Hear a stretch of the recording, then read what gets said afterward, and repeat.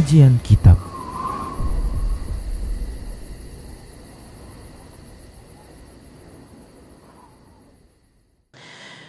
Assalamualaikum warahmatullahi wabarakatuh. Innal hamdalillah nahmaduhu wa nasta'inuhu wa nastaghfiruh wa na'udzu billahi min shururi anfusina wa sayyiati a'malina. May yahdihillahu fahuwal muhtadi wa may yudlil falan tajida lahu waliyyan mursyida. Asyhadu la ilaha illallah wahdahu la syarika lah wa asyhadu anna Muhammadan abduhu wa rasuluh alladzi la nabiyya ba'dah. Wa qala Allah subhanahu wa ta'ala: Ya ayyuhalladzina amanu taqullaha haqqa tuqatih wa la tamutunna illa wa antum muslimun. Wa qala azza man qala: Ya ayyuhalladzina amanu taqullaha wa qulu qawlan sadida yuslih lakum a'malakum wa yaghfir lakum dhunubakum wa man yuti'illaha wa rasulahu faqad faza fawzan 'azima. Ya ayyuhan nasu taqu rabbakumul ladzi khalaqakum min nafsin wahidah wa khalaqa minha zawjaha wa batha minhuma rijalan katsiran wa nisaa'a wattaqullaha alladzi tasaaluna bihi wal arham innallaha kana 'alaikum raqiba. Amma ba'du, inastaqal hadithi kitabullah wa khairal hadi hadi Muhammad sallallahu alaihi wasallam wa syarrul umur muhdatsatuha wa kullu muhdatsatin bid'ah wa kullu bid'atin dhalalah wa kullu dhalalatin finnar. Kaum muslimin dan kaum muslimat dimanapun Anda berada, alhamdulillah kembali kita bertemu dalam pembahasan menuju negeri abadi, di mana kita masih membahas terkait dengan dosa-dosa yang menyebabkan seorang masuk ke dalam neraka. Dan tentunya yang kita maksud di sini adalah tidak sampai membuat dia kekal dalam neraka, karena bukan dosa-dosa yang menyebabkan seorang itu jatuh kepada kekufuran atau keluar dari agama Islam. Kita sudah membahas 10 permasalahan, 10 dosa. Kita lanjutkan yang ke-11, yaitu al-kasiyatul ariyat, wanita yang kasiat. Kasiyatul ariyat walladzina yujliduna zuhuran nas, wanita-wanita yang kasiat, ariyat, dan orang-orang yang mencambuk, memukuli punggung masyarakatnya. Ikhwah rahimanallah wa iyyakum, al-kasiyat al-ariyat, ya, ini lafaz ini ada disebutkan dalam hadis yang insyaallah akan kita jelaskan. Minal asnafil lati tasla nara, di antara perbuatan yang menyebabkan seorang itu masuk ke dalam neraka, al-fasiqatul mutabarrijat, yaitu wanita-wanita fasik yang berdandan, allawati yuftinu ibadallah, yang menyebarkan fitnah, yang menggoda hamba-hamba Allah, wala yastaqimna ala ta'atillah, dan mereka tidak istiqomah di atas ketaatan pada Allah Subhanahu wa taala. Di sini disebutkan bahwasanya al-fasiqatul mutabarrijat, yaitu wanita-wanita fasik yang berdandan.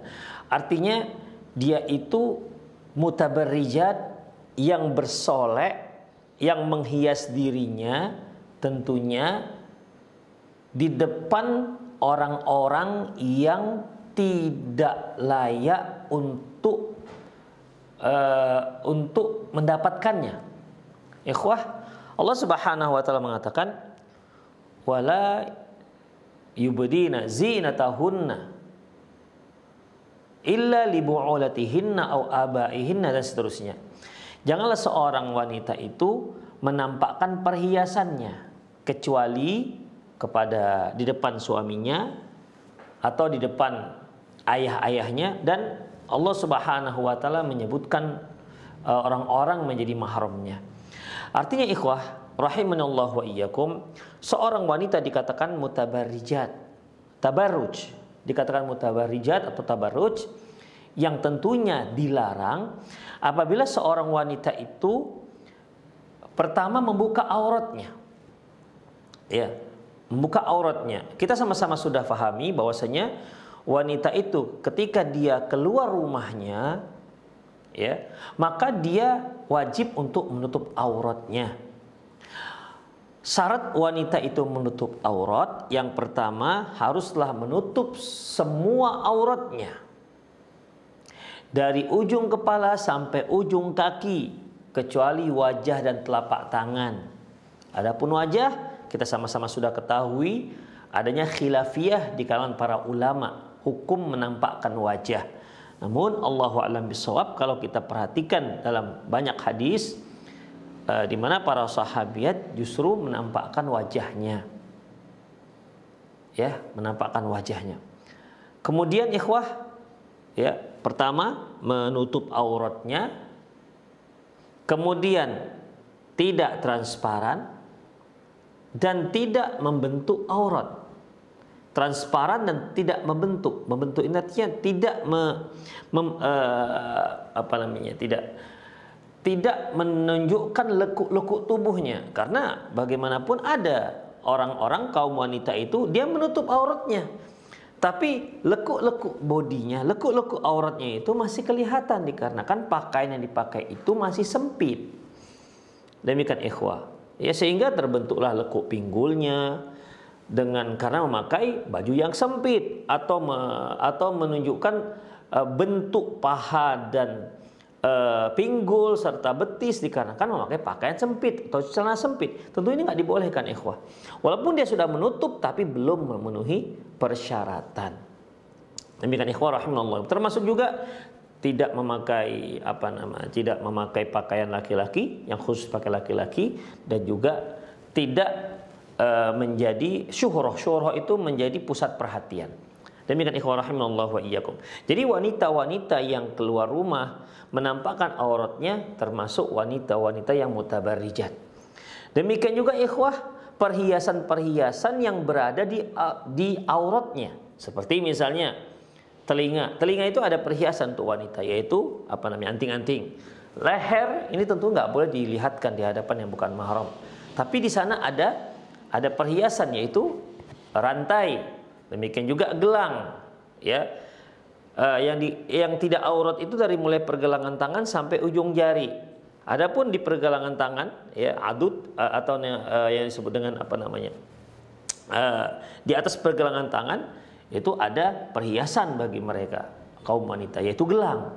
Ini semua juga tidak boleh diperlihatkan. Dengan artian apabila seorang akhwat memakai tangan, inilah seperti kita katakan, dia menggunakan tangan baju, mengenakan baju dengan menutup aurat, tapi di atasnya dia buat dipakai gelang emasnya misalnya, ya, dipakai gelangnya, maka nggak dibolehkan. Atau dia pakai jilbab misalnya, di atas jilbabnya dia pakai kalungnya, itu nggak dibolehkan. Demikian ikhwah. Jadi itu termasuk dalam kategori al-mutabarrijat. Kemudian ada beberapa pertanyaan terkait dengan apakah apabila seorang wanita memakai pakaian jilbab, ya, yang menutup auratnya, tidak transparan dan tidak sempit, tetapi di jilbabnya itu sendiri terdapat bordir-bordir, sulaman-sulaman, pernak-pernik, atau ada rimpel-rimpelnya. Apakah jika perhiasan-perhiasan ini ada di bajunya, ya, di jilbabnya, walaupun jilbabnya besar, tapi di jilbab itu ada perhiasan-perhiasan, ya, manik-manik misalnya, ya, atau dengan model jilbab yang kombinasi antara 3 warna misalnya, apakah hal itu termasuk dalam kategori mutabarrijat?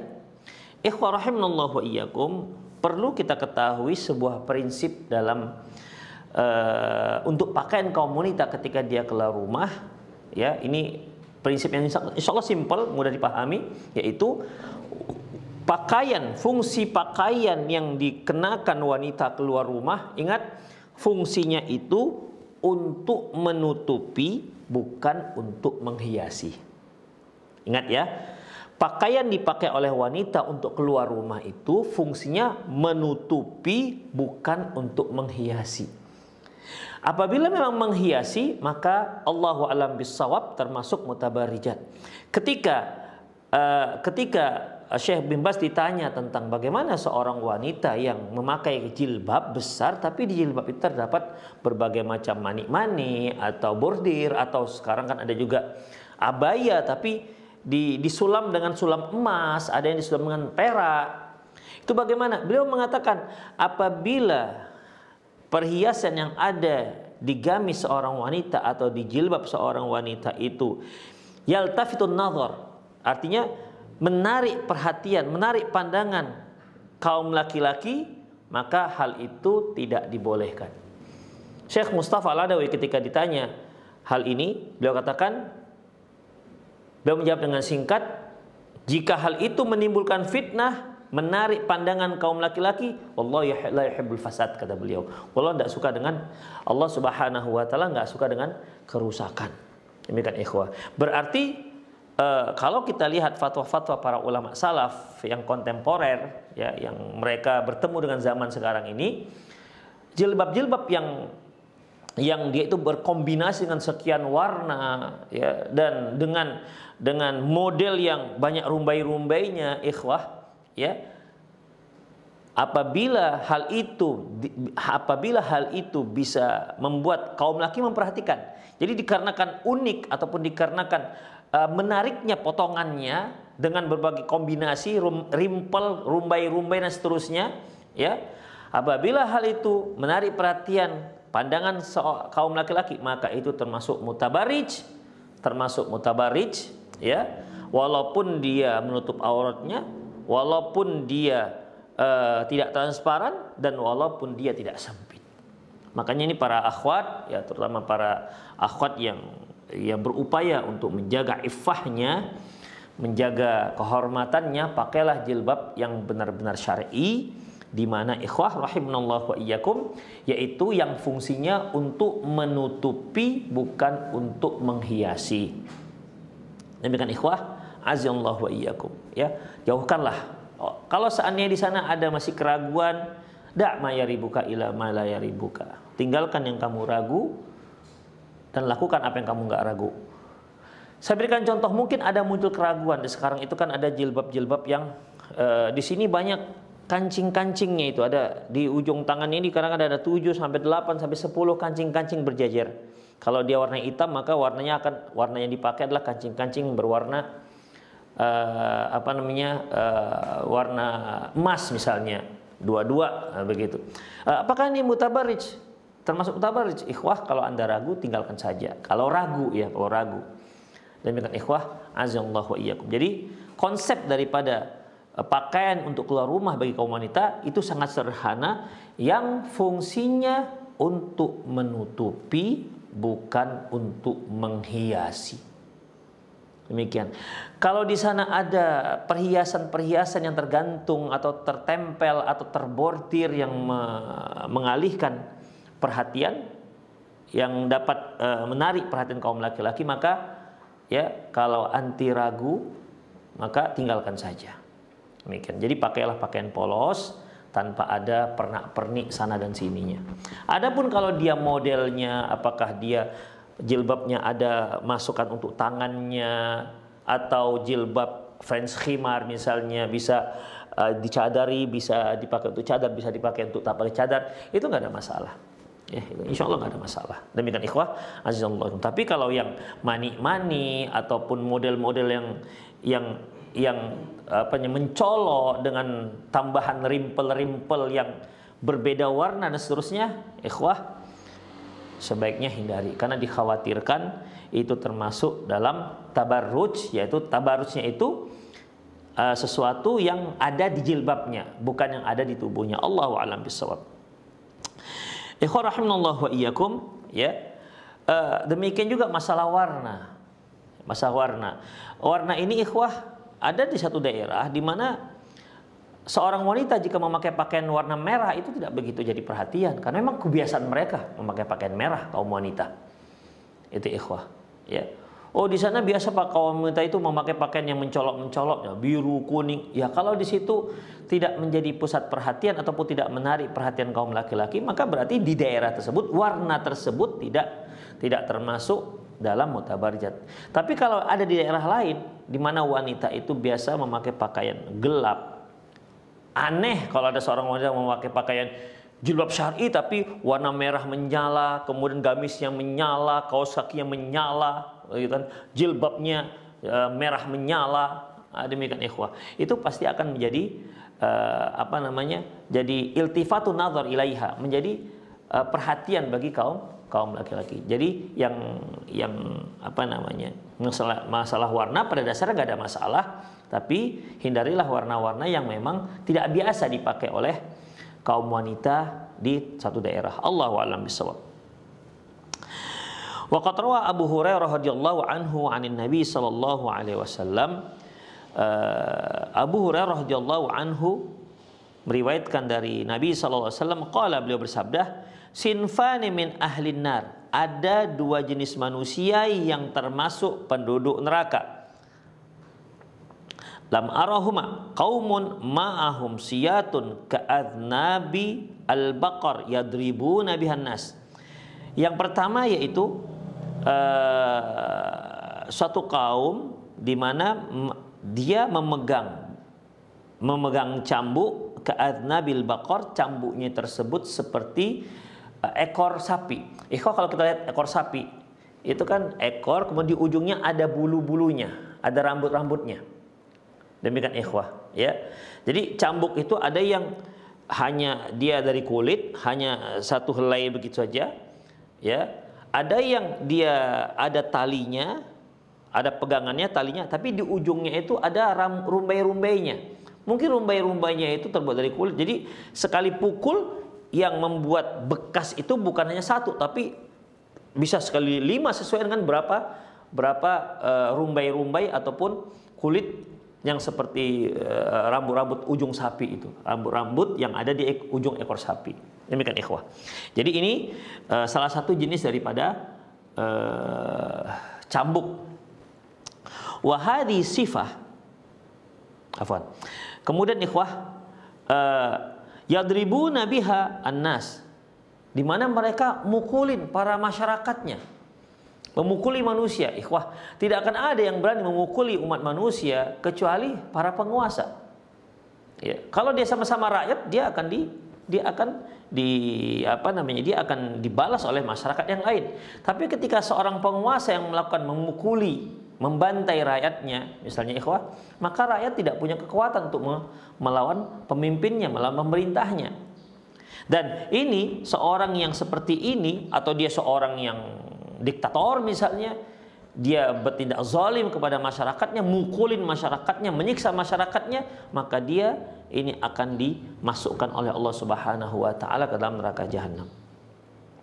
Kemudian itu yang pertama. Yang kedua, nisaun kasiyatun ariyatun mumilatun mailatun. Nisaun yaitu wanita kasiyatun ariyat, ini judulnya di atas ya. Kasiyatun ariyat. Ikhwa azallahu wa iyyakum. Kasiyatun ariyat ada yang mengartikan kasiyatun, mereka yang mendapatkan nikmat. Allah curahkan nikmat, jadi dia berpakaian dengan kenikmatan. Kasiyat. Ariyat, tapi dia ariyat. Ariyat itu tidak bersyukur, lepas dari rasa bersyukur. Artinya dia tidak bersyukur terhadap nikmat yang Allah Subhanahu wa taala berikan kepadanya. Jadi kasiyat ini diartikan yang mendapat nikmat itu membungkus dia, kemudian tapi dia ariyat, tidak bersyukur terhadap nikmat yang Allah Subhanahu wa taala berikan kepadanya. Ada juga yang mengartikan ini yang umumnya, yaitu kasiyatun ariyat. Dia berpakaian tapi ariyat, tapi dia masih dianggap belum menutup auratnya. Berpakaian tapi tidak memenuhi persyaratan menutup aurat. Nah, seperti yang kita katakan tadi, dia berpakaian tapi masih banyak anggota-anggota badannya yang tubuhnya yang terlihat auratnya.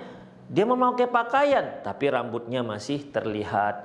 Dia memakai pakaian tapi lehernya masih kelihatan. Demikian ikhwah. Dia berpakaian tapi lekuk tubuhnya masih terlihat. Dia berpakaian, tapi pakaiannya transparan, lebar tapi transparan, masih terlihat bentuk-bentuk tubuhnya. Ikhwah, berarti ini yang dimaksud kasiyatun ariyat. Dia berpakaian, tapi pakaian yang dia pakai itu tidak memenuhi persyaratan menutup aurat. Maka itu dikatakan kasiyat ariyat. Wanita yang berpakaian tapi dia telanjang, artinya dia berpakaian tapi tidak memenuhi persyaratan menutup aurat. Mumilatin ma'ilat. Ikhwah azallahu wa iyyakum, mengenai mumilat. Mumilat ini ikhwah yaitu ma'ilahan, artinya dia yang menjauh, ya, menjauh dari iffah, artinya dia ma'ilatin mumilat, dia menjauh dari menjaga kehormatan dirinya. Seharusnya kan wanita itu menjaga kehormatan dirinya, tapi dia ma'ilat, ma'ilat itu dia menjauh dari menjaga kehormatan dirinya. Berarti dia tidak menjaga kehormatan dirinya. Demikian ikhwah, tidak menjaga kehormatan dirinya, tidak istiqomah. Mumilat ini ikhwah rahimanallah wa iyyakum, yang mereka yang malah mumilat dia malah mengajak wanita-wanita yang lain untuk tidak menghormati, untuk tidak menjaga kehormatan. Jadi dia bukan ma'ilat dirinya sendiri yang tidak menjaga kehormatan, ya, tidak menjaga syariat Allah, tidak istiqomah di atas syariat Allah, tapi juga dia mumilat, dia mengajak orang lain untuk tidak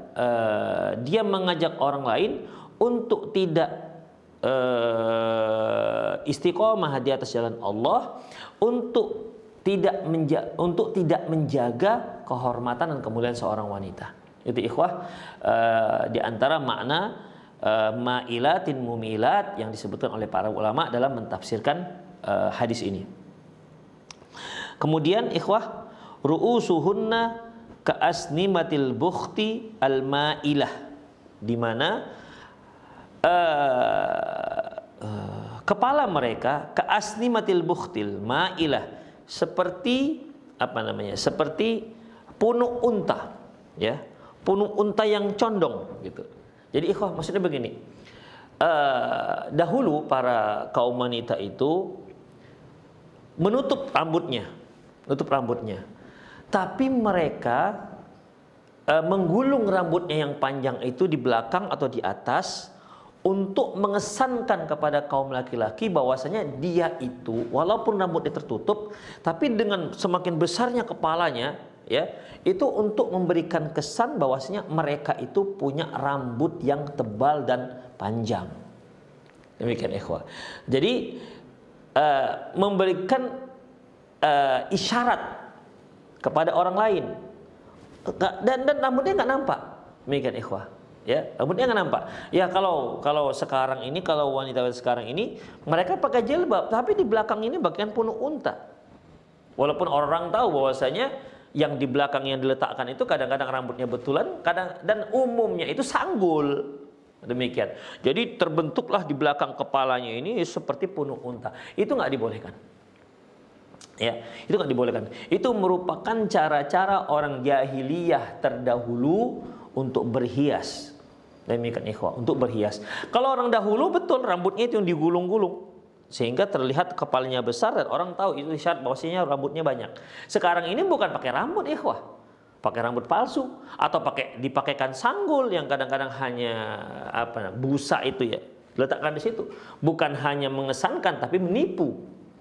Dan tentunya ini tidak dibolehkan. Intinya janganlah seorang wanita itu ketika keluar rumah dia menggulung ataupun membuat sanggul di belakang kepalanya atau di atas kepalanya, kemudian dia pakai jilbab sehingga mengesankan bahwasanya ya terlihatlah punuk unta yang ada di kepalanya, dan itu nggak dibenarkan dalam Islam.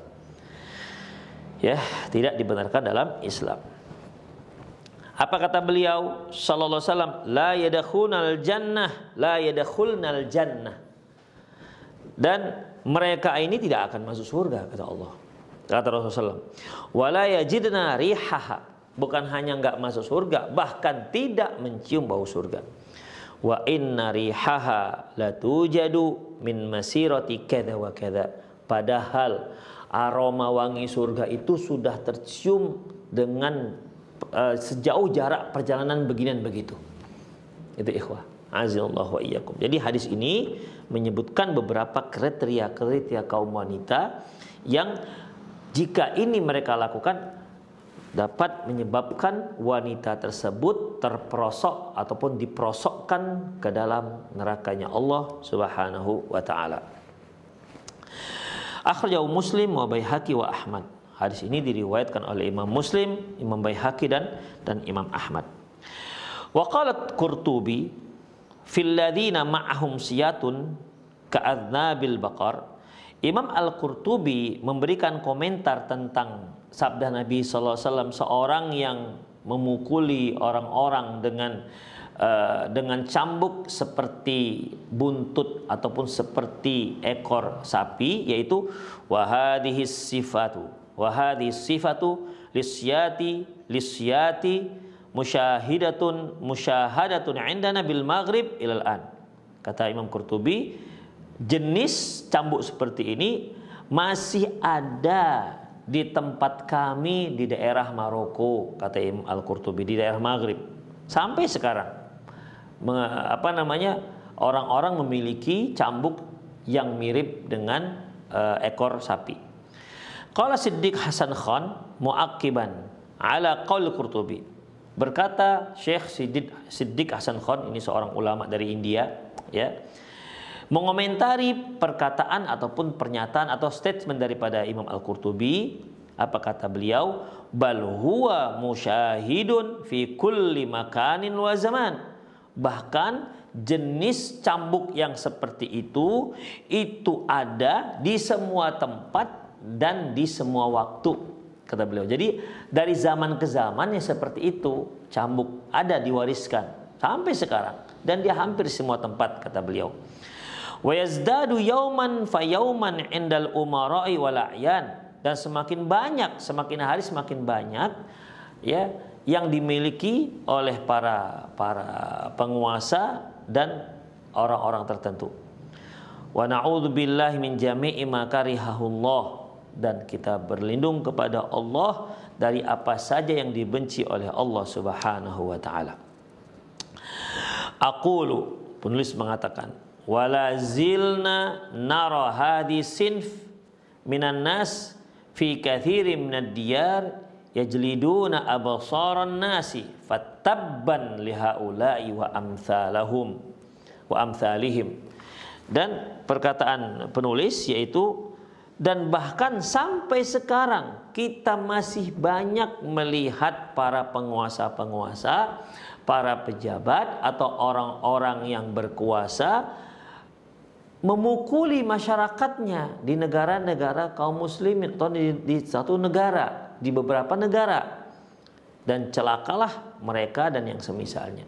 Jadi kata penulis, dan pemandangan seperti para penguasa memukuli rakyatnya, pemandangan di mana para pejabat memukuli rakyatnya, para penguasa, para pemimpin memukuli rakyatnya yang tidak berdosa, memukuli rakyatnya dengan semena-mena, itu sampai sekarang masih terlihat, masih ada kezaliman-kezaliman seperti itu.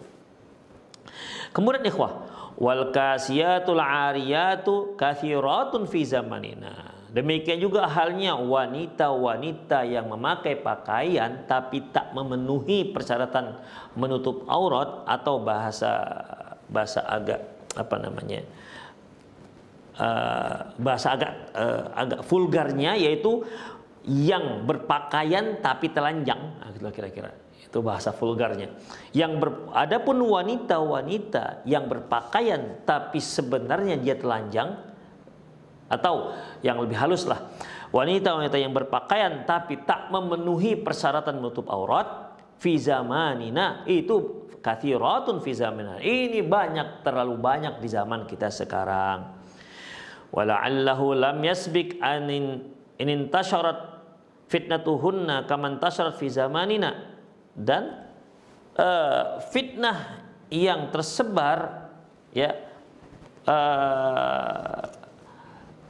fitnah yang tersebar di zaman kita sekarang itu Tidak seperti pada zaman dahulu. Artinya zaman sekarang ini fitnah wanita-wanita yang berpakaian tapi tak menutup auratnya, ya, itu tersebar di semua kalangan, di mana-mana. Baik di kalangan kaum muslimah sendiri, apalagi yang tidak muslimah. Artinya ikhwah, di zaman kita sekarang ini itu lebih banyak lagi wanita-wanita yang berkarakter seperti ini, yang dia sebenarnya berpakaian tapi tak memenuhi persyaratan menutup aurat, berpakaian tapi dia telanjang, ya. Kalau kita lihat di Indonesia, ya masih terlalu banyak pemandangan-pemandangan yang seperti ini. Terkadang pakai jilbab tapi tak memenuhi persyaratan menutup aurat, pakai jilbab tapi dia masih pakai kaos, membentuk dadanya, pakai celana, membentuk pinggulnya dan seterusnya, tidak memenuhi persyaratan menutup aurat.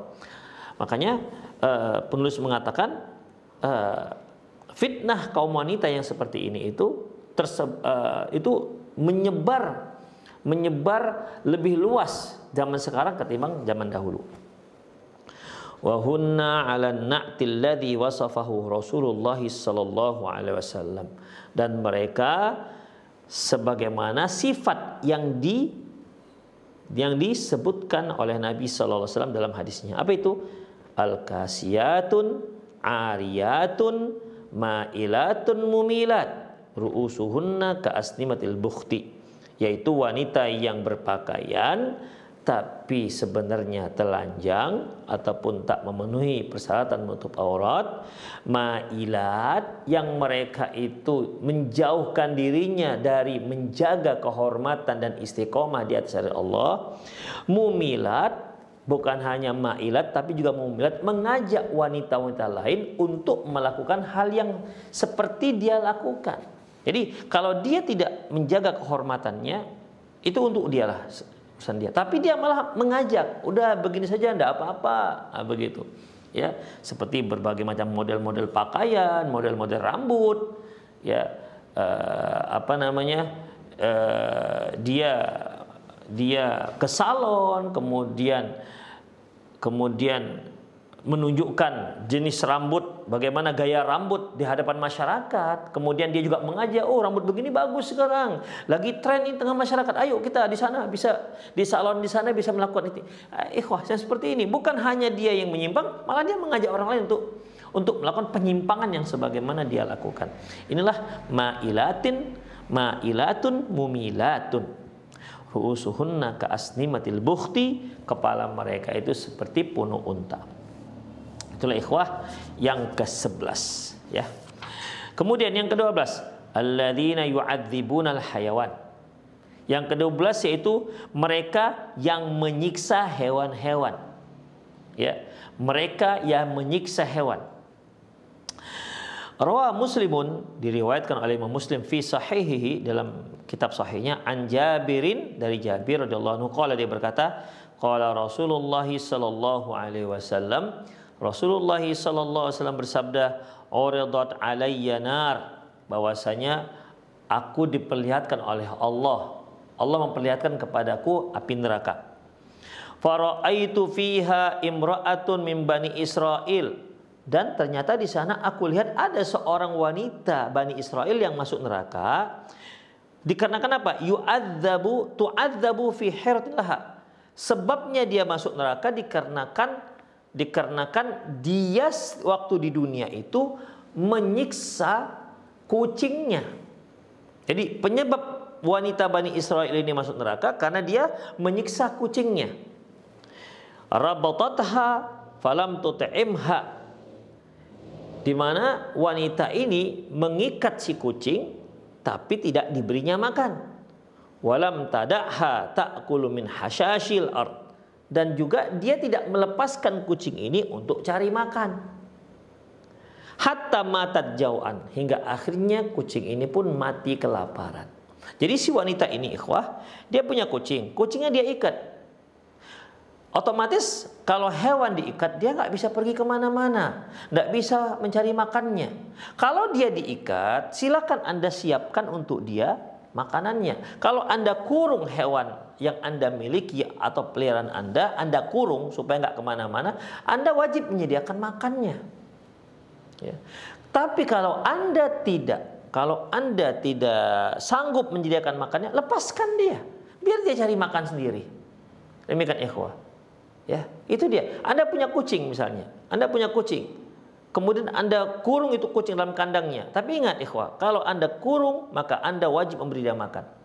Apalagi peliharaan apa misalnya. Kambing misalnya, Anda punya kambing, Anda punya ayam, ya. Maka ketika Anda kandangi itu kambing dan ayam, Anda wajib menyediakan makanannya. Tapi kalau Anda tidak sanggup untuk menyediakannya, maka lepas dia. Anda lepas ayam Anda. Nanti sore bawa lagi pulang, biar dia cari makan sendiri. Anda lepas sapi Anda lepas kambing Anda, biar dia cari makan sendiri. Demikian ikhwah. Kalau dia cari makan sendiri kemudian dia mati, ya mati, mungkin karena dia nggak pernah dicari makan mungkin ya, atau dikarenakan apalah yang terjadi kita nggak tahu, atau salah makan dia mati, maka si pemiliknya terlepas dari ancaman ini. Kenapa? Karena dia sudah lepas. Demikian juga kalau Anda punya kucing, ya Anda nggak ngasih dia makan. Ya, nggak apa-apa, tapi syaratnya Anda harus lepas. Ya, tapi kalau Anda kasih makan, Anda lepas dan Anda kasih makan, itu tentu itu lebih afdal. Tapi kalau Anda tak kasih makan, maka biarkan dia keluar. Biarkan dia cari makan sendiri. Nanti di luar misalnya dia mati, mungkin salah makan atau apa segala macam dan seterusnya, Anda terlepas dari sebuah tanggung jawab seperti ini. Demikian ikhwah. Jadi wanita Bani Israel yang disebutkan Rasulullah Shallallahu Alaihi Wasallam dalam hadis ini, dia punya kucing. Kucingnya dia ikat, tak dia kasih makan, dan juga tidak dia lepas untuk cari makan, hingga akhirnya kucing ini mati. Maka disitulah Allah Subhanahu Wa Taala marah dengan wanita ini. Itu kan menzolimi kucing namanya, menzolimi hewan, nggak dibolehkan. Demikian ikhwah, azallahu wa iyyakum. Kata penulis, idza kana hadzal hal may yu'adzibu hirrah. Apabila seperti ini kondisi orang yang mengazab, orang yang menyiksa kucing, fa kaifa may yatafannanu fi ta'dzibil ibad. Lantas bagaimana pula dosanya mereka yang punya seni tersendiri untuk menyiksa manusia? Kalau kita lihat ya dalam beberapa berita-berita, ya terkadang seorang memang sengaja membuat mendesain sesuatu yang desain ini bagaimana caranya untuk bertafannun, seni dalam menghukum orang, seni dalam menyiksa orang. Ada yang menggantungnya, ada yang merendamnya, ada yang mencabuti kukunya, ada yang dikontak listrik, ya di listrik misalnya sudah mau mati kemudian di off-kan lagi listriknya sehingga dia nggak mati, demikian disiksa. Ada yang dibenamkan. Apabila seorang wanita di mana dia mengikat kucingnya, tak dia beri makan hingga meninggal dunia, ya tidak dia lepaskan juga. Kalau seperti itulah perbuatan si wanita ini dan dia dimasukkan dalam api neraka, bagaimana kalau ada yang diperlakukan seperti itu adalah manusia? Demikian ikhwan, tentu azabnya akan lebih dahsyat. Fa kaifa idza kana at-ta'dzibu lis-salihin minhum bisababi imanihim wa islamihim. Kalau manusia biasa saja, ya, dia diazab sampai mati, itu dosanya lebih besar dibandingkan dosa orang yang mengazab kucing tersebut. Bagaimana lagi kalau dia mengazab seseorang, menyiksa seseorang dikarenakan keimanannya? Ini lebih parah lagi ikhwah. Ya. Kenapa kamu siksa dia? Karena dia Islam. Masya Allah, haula wala quwata illa billah. Seperti halnya orang-orang Quraisy dahulu yang menyiksa para sahabat di awal-awal datangnya Islam. Itu kan disiksa habis-habisan. Allah katakan, wa ma naqamu minhum illa ayyuminu billahil azizil hamid. Sungguh mereka tidak menyiksa orang tersebut dikarenakan orang itu beriman kepada Allah Subhanahu wa taala. Ini dosanya jauh lebih dahsyat besarnya. Lebih berat ikhwah. Karena dia menyiksa hamba Allah bukan dikarenakan kesalahannya, bukan dikarenakan sukunya, tapi dikarenakan keimanannya kepada Allah Subhanahu wa taala. Demikian ikhwah, Azanallahu wa iyyakum. Itulah nomor 12, yaitu mereka yang menyiksa hewan. Anda punya burung di rumah yang Anda kandangi atau Anda letakkan di dalam sangkar, boleh, silahkan. Karena Allah Subhanahu wa taala mengatakan, Allah Subhanahu wa taala mengatakan bahwasanya dan kami menciptakan, huwallazi khalaqalakum ma fil ardi jami'a. Dialah yang telah menciptakan semua yang ada di muka bumi ini untuk kalian. Artinya untuk manusia. Termasuk burung. Allah Subhanahu wa taala menciptakan burung itu untuk manusia. Jadi kalau dia menangkap seekor burung, dia letakkan dalam sangkarnya, boleh silakan. Tapi ingat, jaga makannya dan jaga minumnya. Apabila Anda lalai sehingga habis makannya Anda tak tambah, habis minumnya Anda tak tahu, ya, Anda lalai, maka kematian itu burung, Anda bertanggung jawab di hadapan Allah Subhanahu wa taala. Jadi kalau Anda merasa tidak sanggup untuk memperhatikan burung yang Anda tangkap, yang Anda letakkan dalam sangkar, mendingan lepaskan saja. Karena itu berarti Anda setelah bebas dari sebuah tanggung jawab dan bebas dari sebuah ancaman yang apabila burung itu mati gara-gara kelalaian Anda, maka Anda akan diancam dengan api neraka. Demikian ikhwah. Oleh karena itu bagi penggemar hewan-hewan peliharaan, ya, himbauan bagi para orang-orang yang gemar dengan hewan-hewan peliharaan yang dia dikandangi, tidak dibiarkan cari makan sendiri, maka pastikan hewan Anda itu cukup makannya dan cukup minumannya. Kalau dia mati gara-gara kelalaian Anda, maka Anda akan mempertanggungjawabkannya di hadapan Allah Subhanahu wa taala. Jadi kalau Anda sudah nggak sanggup, lepaskan saja, sudah selesai. Demikian ikhwah, ya. Anda punya kambing, tidak sanggup lagi ngasih makan, lepaskan, kan sayang, sembelih, makan. Demikian ikhwah. Makan ayam, Anda nggak sanggup memeliharanya, sembelih, makan. Itu akan lebih bagus daripada Anda kandangin tapi mati karena nggak dikasih makan. Yang ketiga pas ikhwah, adamul ikhlas fi talabil ilmi, yaitu tidak ikhlas dalam menuntut ilmu. Maksudnya tentunya ilmu syar'i.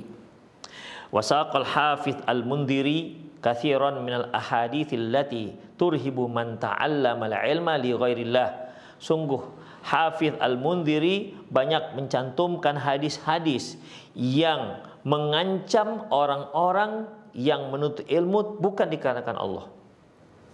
Minha, di antara hadis-hadis tersebut yaitu an Abi Hurairah radhiyallahu anhu, qala, dia berkata, qala Rasulullah sallallahu alaihi wasallam, Rasulullah sallallahu alaihi wasallam bersabda, man ta'allama al-ilma mimma yubtagha bihi wajhullah azza wa jalla, barang siapa yang menuntut ilmu di mana ilmu tersebut harus dituntut ikhlas karena Allah, tidak boleh karena yang lain. Wa la yata'allamuhu illa liyusiba bihi 'aradan minad dunya. Tapi dia malah menuntut ilmu itu hanya untuk mendapatkan kehidupan dunia.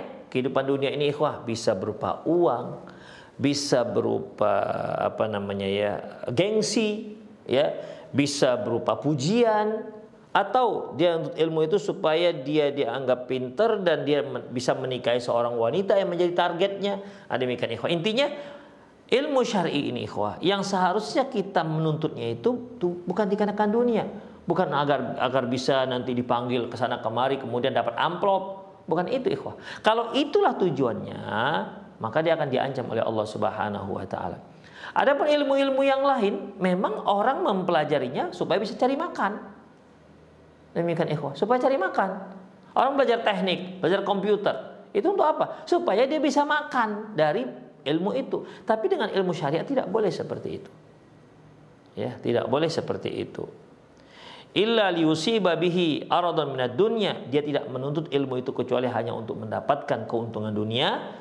Lam yajid arafal jannati yaumal qiyamah, maka orang ini tidak akan mencium bau surga, yakni rihaha, yaitu bau surga di hari kiamat. Rawahu Abu Daud wa Ibnu Majah. Hadis ini diriwayatkan oleh Imam Abu Daud dan Imam Ibnu Majah wa Ibnu Hibban fi sahihi, demikian juga diriwayatkan oleh Ibnu Hibban dalam kitab sahihnya, wal Hakim, demikian juga Imam Hakim, wa qala sahihun ala syartil Bukhari wal Muslim. Hadis ini sahih memenuhi kriteria yang ditetapkan oleh Imam Bukhari dan Imam Muslim. Wa an Jabir, dari Jabir, qala, dia berkata, qala Rasulullah sallallahu alaihi wasallam, Rasulullah sallallahu alaihi wasallam bersabda, la ta'allamul ilma litubahu bihil ulama.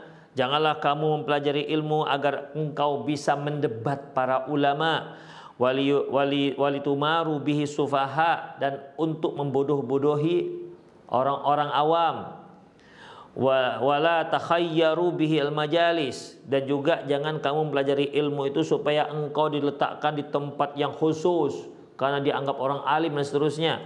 Jangan itu tujuannya. Man fa'ala dzalika fannar annar. Barang siapa yang melakukan hal itu, maka neraka tempatnya. Ya, neraka tempatnya. Itu ikhwah. Rawahu Ibnu Majah wa Ibnu Hibban dalam kitab sahihnya wa al-Baihaqi. Wa an Ibnu Umar radhiyallahu anhu an Rasulillah sallallahu alaihi wasallam qala, beliau bersabda, man ta'allama al-ilma li ghairillah. Barang siapa yang mempelajari ilmu bukan karena Allah, au arada bi ghairallah, atau goalsnya, targetnya bukan karena Allah, falyatabawwa maq'aduhu minan nar, maka silahkan menempati tempat yang ada dalam api neraka, dalam neraka. Rawahu Tirmidzi wa Ibnu Majah kilahuma an Khalid bin Duraik an Ibnu Umar. Hadis ini diriwayatkan oleh Imam Tirmidzi dan Imam Ibnu Majah, kedua-duanya meriwayati melalui sanad Khalid bin Duraik dari Ibnu Umar. Walam yasma' minhu, tapi sayangnya Khalid bin Duraik tidak pernah mendengar hadis dari Ibnu Umar. Warijalu isnadihima thiqat. Tapi semua perawi-perawi dua jalurnya ini, ikhwah, itu thiqah semua, bisa dipercaya. Yang ke-14, alladzina yashrabuna fi aniyati adh-dhahabi wal fiddah, yaitu mereka-mereka yang minum dan makan dengan menggunakan peralatan yang terbuat dari emas dan perak. Ya. Piringnya piring emas atau perak, sendoknya sendok emas atau perak, garpunya garpu emas atau perak. Demikian, apalagi misalnya gelasnya gelas terbuat dari emas dan perak. Ini ya, mereka yang melakukan ini diancam dengan neraka. Rawal Bukhari wa Muslim, diriwayatkan oleh Imam Bukhari dan Imam Muslim, an Ummi Salamah radhiyallahu anha, dari Ummu Salamah radhiyallahu anha, anna Rasulullah sallallahu alaihi wasallam qala, bahwasanya Rasulullah sallallahu alaihi wasallam bersabda, alladzi yashrabu fi aniyati adh-dhahabi wal fiddah, dan orang-orang yang minum dengan menggunakan bejana terbuat dari emas dan perak, innama yujarjiru fi batnihi naru jahannam, itu sama artinya dia sedang memarakkan api neraka dalam perutnya. Wa fi riwayatin Muslim, dalam riwayat yang lafaznya milik Imam Muslim, innalladzi ya'kulu wa yashrabu fi aniyati dzil-fiddati wadh-dhahab, yaitu sungguhnya orang yang makan dan minum dengan menggunakan bejana ataupun peralatan yang terbuat dari emas dan perak. Wa an Hudzaifah, dari Hudzaifah radhiyallahu anhu, qala, dia berkata, qala Rasulullah sallallahu alaihi wasallam, Rasulullah sallallahu alaihi wasallam bersabda, dia berkata, sami'tu Rasulullah sallallahu alaihi wasallam yaqul, aku pernah mendengar Rasulullah sallallahu alaihi wasallam bersabda, la talbisul harira wala dibaja, janganlah kalian, ini maksudnya ditujukan kepada kaum laki-laki, janganlah kalian memakai harir dan dibaj. Ikhwah, harir dan dibaj ini adalah pakaian yang terbuat dari sutra. Tapi kalau harir itu sutra yang halus, dibaj sutra yang kasar. Dua-duanya terbuat dari sutra. Ya. Janganlah kalian wahai kaum laki-laki memakai pakaian sutra. Wala tashrabu fi aniyati adh-dhahabi wal fiddah, dan jangan sekali-sekali kalian itu minum dengan peralatan terbuat dari emas dan perak. Wala ta'kulu fi sihafihima, dan juga kalian jangan makan dengan menggunakan piring terbuat dari emas dan perak. Fa innaha lahum fid dunya wa lana fil akhirah, karena sesungguhnya bejana-bejana yang bejana-bejana yang terbuat dari emas dan perak, peralatan makanan minuman, itu untuk mereka di dunia. Artinya untuk orang kafir. Walana fil akhirah. Tapi kita nanti di akhirat, bukan di dunia. Ya. Orang-orang muslim, orang-orang mukmin menggunakan di akhirat, bukan di dunia. Demikian ikhwah, rahimanallah wa iyyakum. Yang ke-15, alladzi yaqta'us sidr alladzi yudhillun nas.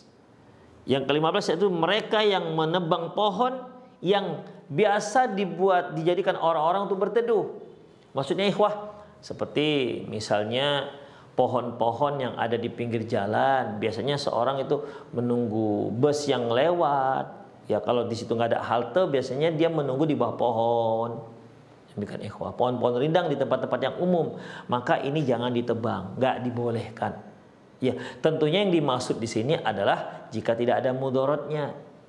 Seperti di Medan misalnya, itu pohon di pinggir jalan ataupun di tengah jalan memang sengaja ditanam itu untuk mengademkan, ya, mengurangi panas yang ada di jalan, sehingga baik pengguna mobil ataupun pengguna sepeda motor itu lebih bisa teduh di saat menggunakan jalan. Tapi kan terkadang ditebang. Demikian ikhwah. Kenapa? Kalau maslahatnya yaitu untuk menghindari kecelakaan, misalnya pas musim angin misalnya atau musim hujan, itu dikhawatirkan akan tumbang dan akan menimpa pengguna jalan. Berarti kan mudarat. Yang seperti ini tidak masalah. Atau ranting-rantingnya, tidak semua ditebang, tapi ranting-rantingnya dipapar ataupun ditebas supaya rantingnya itu tidak patah jatuh menimpa pengguna jalan atau tidak menimpa orang yang sedang berteduh. Maka kalau untuk maslahat ini itu dibolehkan. Tapi kalau hanya sekedar ditebang, sementara itu tempat umum, apalagi tempat yang memang digunakan orang untuk berteduh, maka tidak boleh ditebang. Apa kata beliau? Dari Abdullah bin Hubaishin radhiyallahu anhu, dari Abdullah bin Hubaishin radhiyallahu anhu, qala, dia berkata, qala Rasulullah sallallahu alaihi wasallam, Rasulullah sallallahu alaihi wasallam bersabda, man qata as-sidrata sawwaballahu ra'sahu finnar.